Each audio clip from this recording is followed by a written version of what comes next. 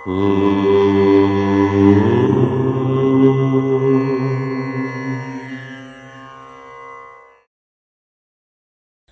గణేశ శారదా దత్తాత్రేయ సద్గురు పరబ్రహ్మణే నమః. స్వధర్మ ప్రేక్షకులకు మాస ఫలితాల్లో భాగంగా ఈ మాసం అనగా అక్టోబర్ నెల ఆశ్వీజ మాసం వృశ్చిక రాశి వారికి ఎటువంటి ఫలితాలు కలగబోతున్నాయి, ఎటువంటి జాగ్రత్తలు తీసుకోవాలి అనేటువంటిది మాస ఫలితాలను చూద్దాము. వృశ్చిక రాశి అనురాధ నక్షత్రం 4 పాదాలు, జ్యేష్ఠ నక్షత్రం 4 పాదాలు, విశాఖ 1వ పాదం కలిస్తే వృశ్చిక రాశి అవుతుంది.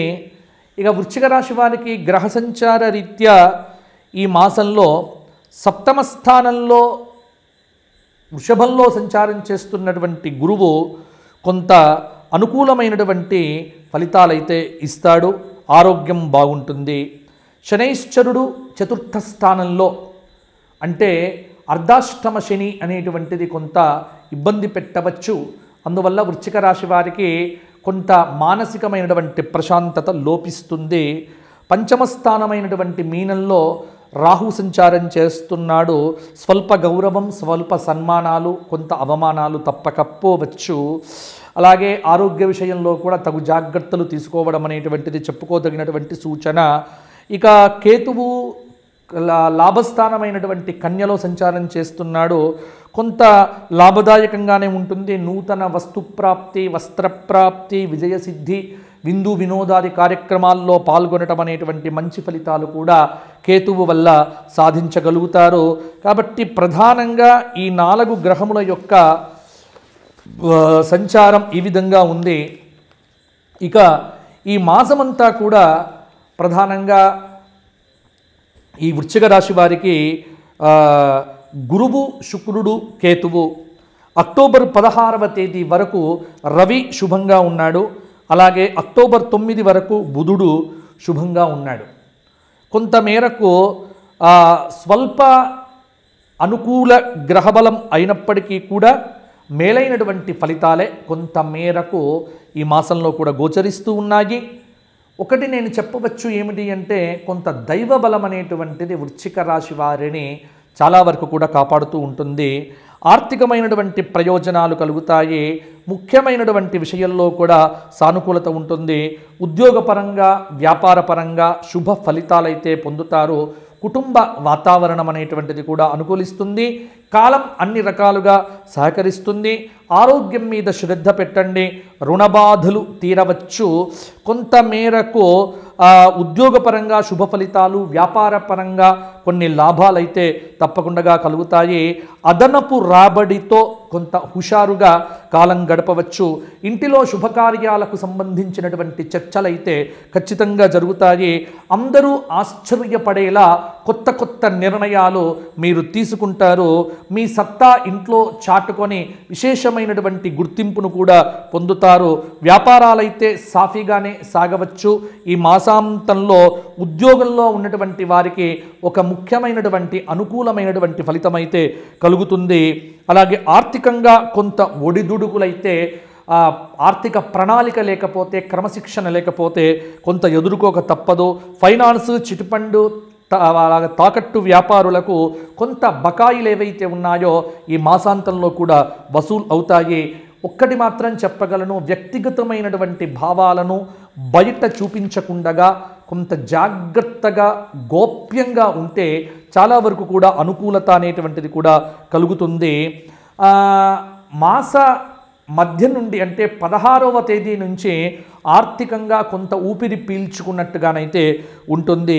నిర్దిష్టమైనటువంటి ప్రణాళికతో నిరుద్యోగులు ముందుకు వెళ్తే బాగుంటుంది.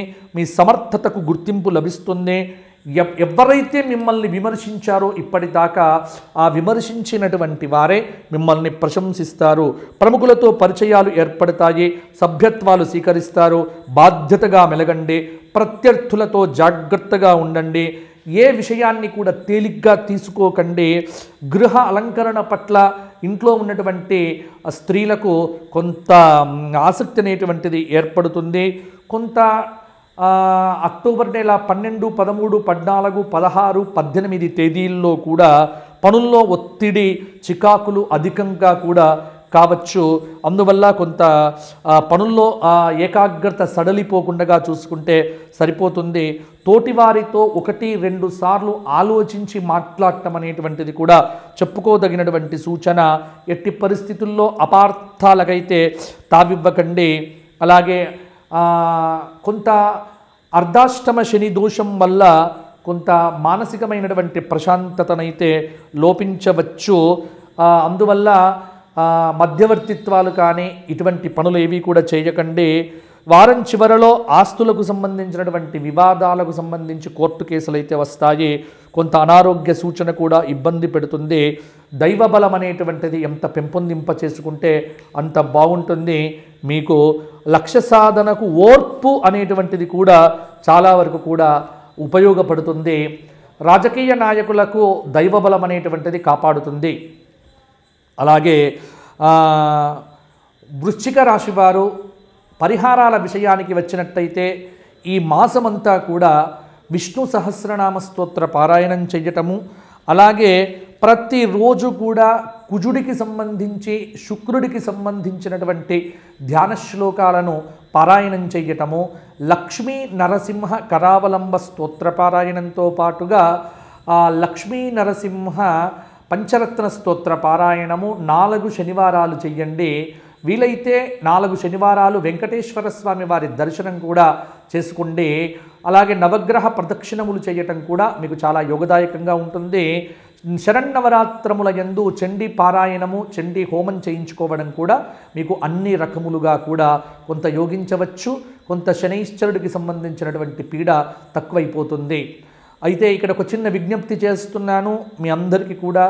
ఈ శరన్నవరాత్రముల యందు మా స్వధర్మ గోక్షేత్రంలో నవచండీ పారాయణము, నవచండీ హోమము అనేటువంటిది మా స్వధర్మ గోక్షేత్రంలో మహర్నవమి నాడు జరుగుతుంది. మరి మహర్నవమి రోజు జరిగేటువంటి ఈ చండీ కార్యక్రమంలో ప్రత్యక్ష ప్రసారం జరుగుతుంది. మీరు చూడవచ్చు, వీక్షించవచ్చు. నవచండీ కార్యక్రమంలో మీ గోత్రనామాలు చెప్పించుకొని మీరు పూజ చేయించుకోవాలి అనుకునేటువంటి వ్యక్తులు ఎవరైతే ఉన్నారో కింద కనిపిస్తున్న నెంబర్కు ఫోన్ చేసి మీరు బుక్ చేసుకోండి. అలాగే ఎవరైతే బుక్ చేసుకుంటారో వారికి కొంత రుసుము అనేటువంటిది చెల్లించవలసి ఉంటుంది. దానికి తగినటువంటి ప్రసాదాలు మొదలైనటువంటివి కూడా మేము మీకు పోస్టులో పంపించడం జరుగుతుంది. కాబట్టి దైవారాధన చెయ్యండి, ధార్మిక చింతనతో ముందుకు వెళ్ళండి, ధర్మ మార్గాన్ని ఎట్టి పరిస్థితుల్లో కూడా విడిచిపెట్టకండి, శక్తి మేరకు దానం చెయ్యండి. మంచితనంతో మీకు అన్ని గ్రహాలు కూడా అనుకూలిస్తాయి. జై శ్రీరామ్. వచ్చే మాసం మరలా కలుసుకుందాము. జై శ్రీరామ్, జై శ్రీరామ్, జై శ్రీరామ్. ధర్మస్య విజయోస్తు, అధర్మస్య నాశోస్తు, ప్రాణిషు సద్భావన అస్తు, విశ్వస్య కళ్యాణమస్తు.